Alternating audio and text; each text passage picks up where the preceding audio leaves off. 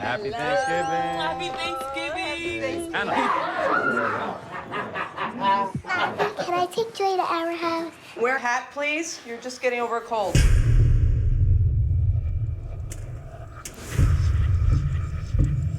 Where are your sisters? I can't find them. Anna? Joy? I checked the entire house. They're not here. They weren't outside. It's starting to rain, I think.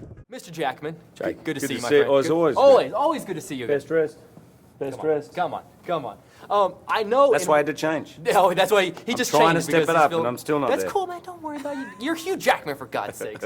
I know you're your father in real life, so I was wondering, when you take on a role like this, how different would your performance be if you did not have? You'd like to think that you can pull it out no matter what. As an actor, my ego would like to say, hey, I can play a murderer, and just so you know, I'm not a murderer. Right. But the thing is, there's something visceral about being a parent. That just the idea of your kids going missing gives you a pit in your stomach. It probably does. Are you a parent? I'm not. That you know of? I'm right. not. Yeah, that I know. So, I'm pretty sure it's visceral for everybody. Because even if you're not a parent, you're a kid of a parent. So you get what that is. It's elemental. It's one of those human situations that we all kind of wonder what would happen if I was in that situation. And the truth of the matter is, none of us know. It's right up there about the most traumatic thing that can happen. Absolutely. And it's funny, you asked me if I was a parent, and that's something I wanted to talk to you about. Right now, I'm 25 years old. Right. No kids that I know of. Yeah. But wait. Wait.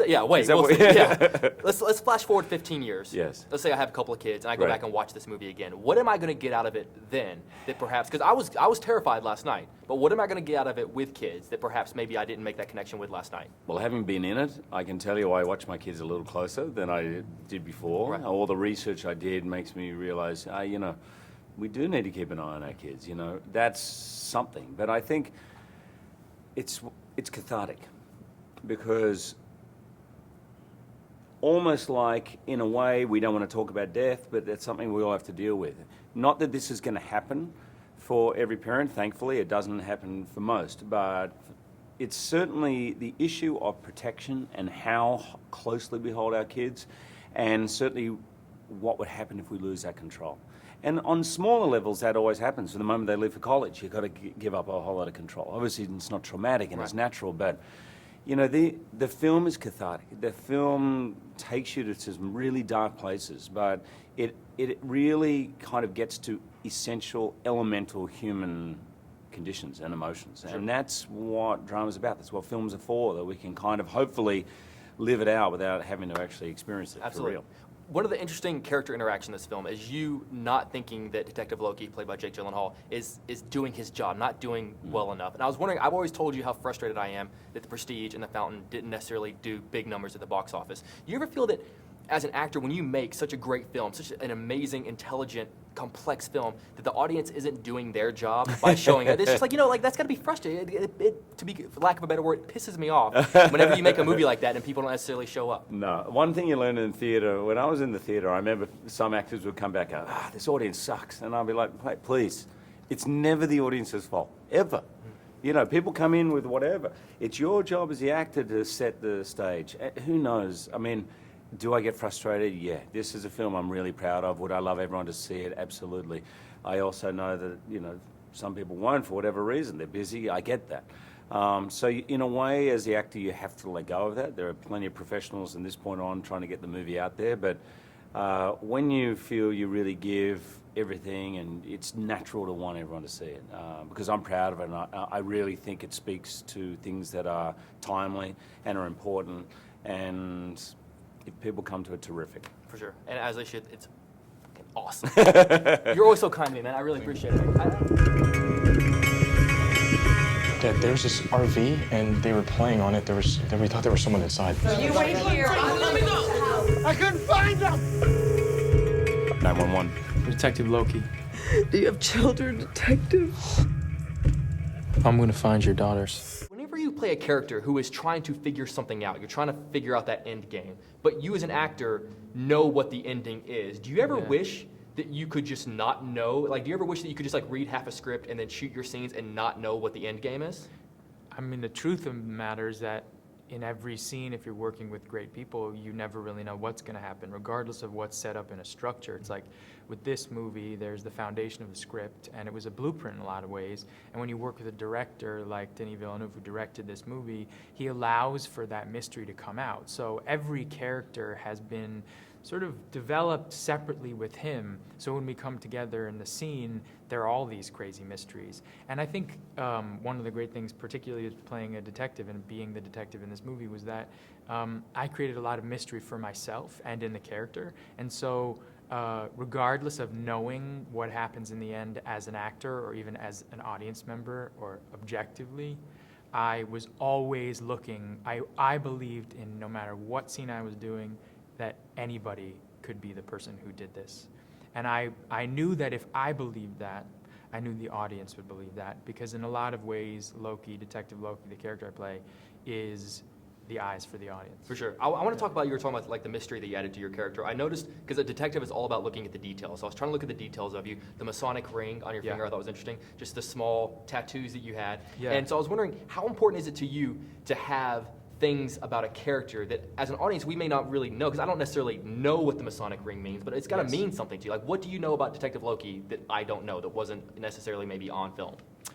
Well, the biggest thing for me as an actor walking into every scene was that I knew that Detective Loki was going to be listening a lot. And I knew that because of that, I wanted to give him something to sort of rub up against, you know?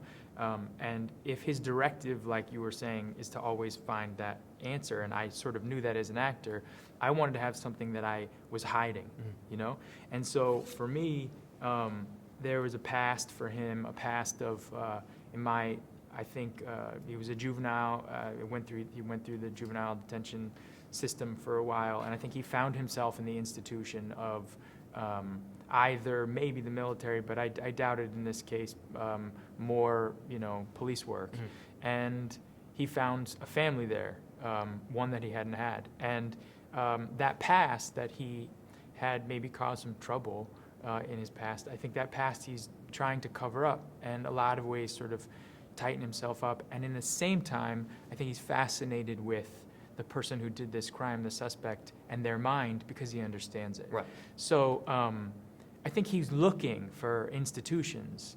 Denis Villeneuve, our director, would say that all the time, is that Loki represents an institution, and I think that Hugh Jackman's character really represents the sort of beating heart, that individual ideal where you're trying to get what you need as an individual, and Loki represents that institution. And to me, I decided that the institution was not just, you know, clean-cut detective that is, in my opinion, has become cliche. Right.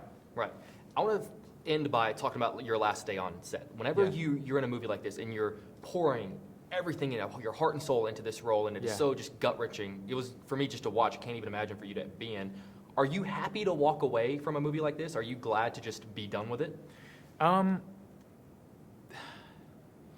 You know, anything that you stay with for months and months, you know, anything, I think, in whatever job you do, it always takes a little while to get out of the rhythm of what it is, particularly because you make a family with people, even if that subject matter that you're working on is gut-wrenching.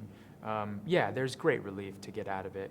But, you know, you fall in love, hopefully, with the characters you play. You get into their mindset, and if you do, then, you know, you can hopefully give the performance that you want to give. So it's bittersweet, you know? Like, yes, do I want to be in that world all the time? No. Do I admire the people who solve crimes like this? Yes. But it was a relief, and at the same time, it was sad to let him go. I love that character. For sure, man. I could talk to you all day. You're always so kind to me, man. I really appreciate it. Jay, I was going to say, I was like, I'm talking too much. Give him another question. Dude, I have 10,000 more questions, man. I could talk to you all day. You're a really good guy, man. I appreciate it. Thanks for always being so kind to me. I appreciate it. Caller reported an RV was parked at a rest stop off Route 46. Show me your hands! Where'd you put those girls?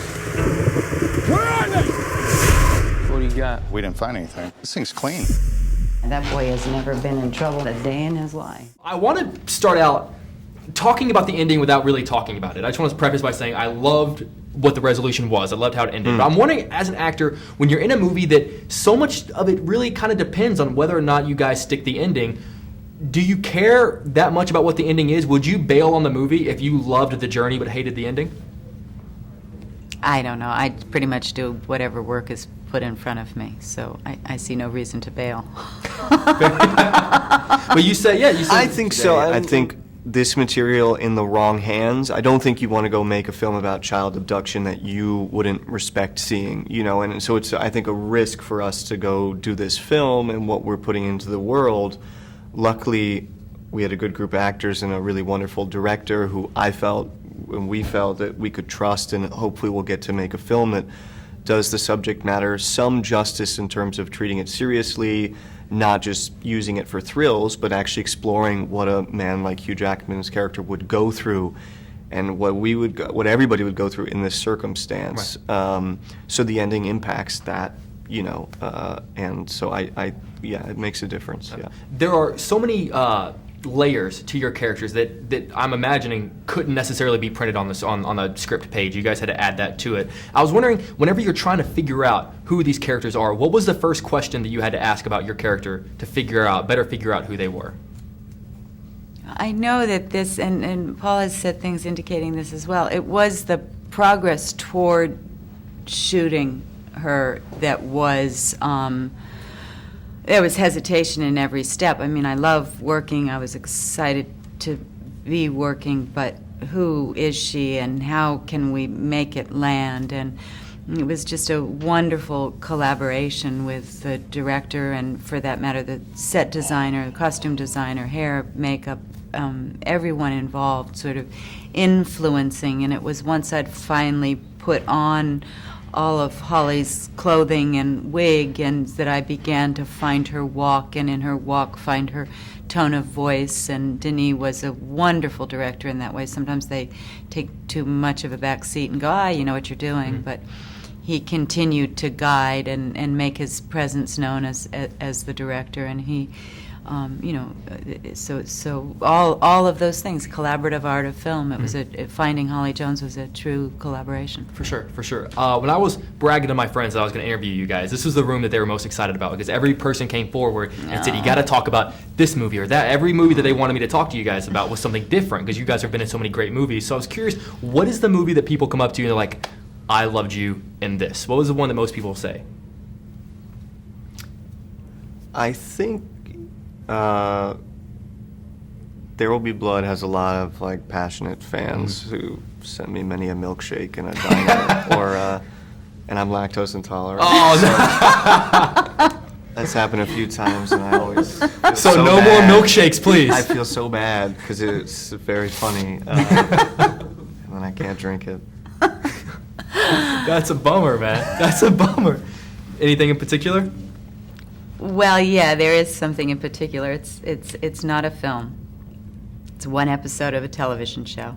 And I've never gotten as much response as I got for the Louis episode I did. Oh, well, that was, first of all, he's a genius. He's a genius. That is amazing. That's so fascinating, guys. I could talk to you all day. You guys are incredible on this, and you should be incredibly proud. If you ever come to Houston, I have a very comfortable fold-out couch. So it's open to you guys. Sweet. So you're more than welcome. Swings both ways. Hey. Good to see you guys. Take care.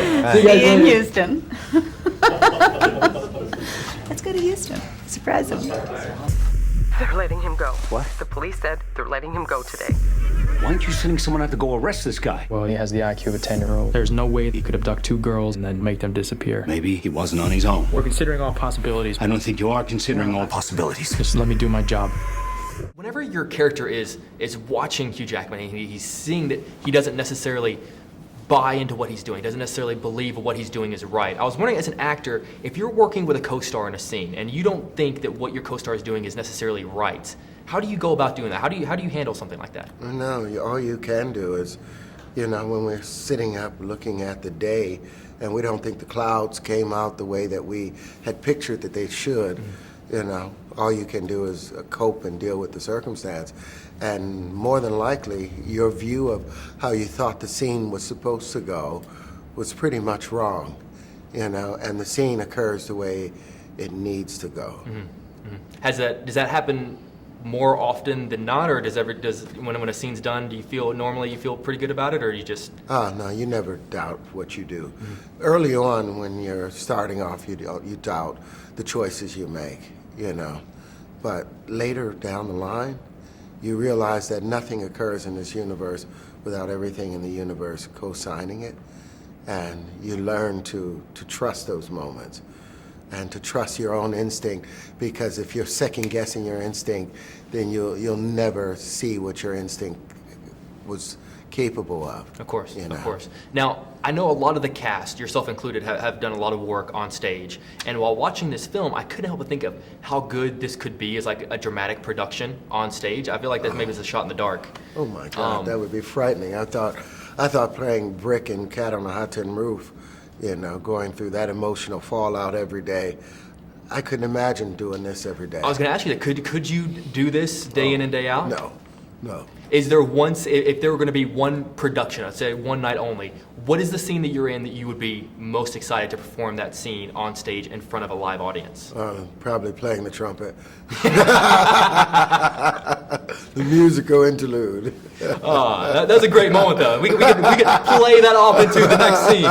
Whew, there's some moments I need that trumpet later on in the movie, man. Whew, that was rough. Now, you've been in different movies grounded in reality, and then you've been in movies that have been kind of, in fantasy. And I was wondering, as an actor, when is it more difficult to lose yourself? In the unthinkable situation that no one ever wants to imagine, or a situation in which you have to imagine a superhero flying around you?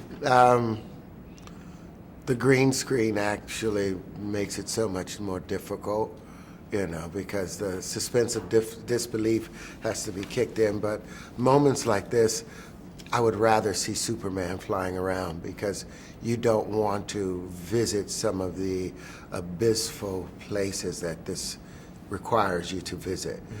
Some of those thoughts, once you've explored them, you can't take them out of your head. For sure. They don't go away. And you go home and you hug them away with your children as much as you can.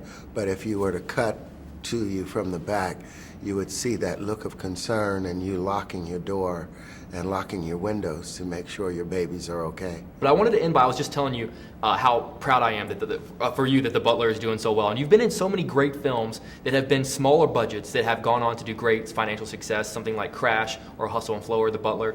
Whenever you're in a smaller movie that does well financially, is that a better feeling than maybe being in a $200 million movie that does well financially? 100%. When you know that you are the special effect, when you know that you are, as the actors, you are required to bring the movie magic there.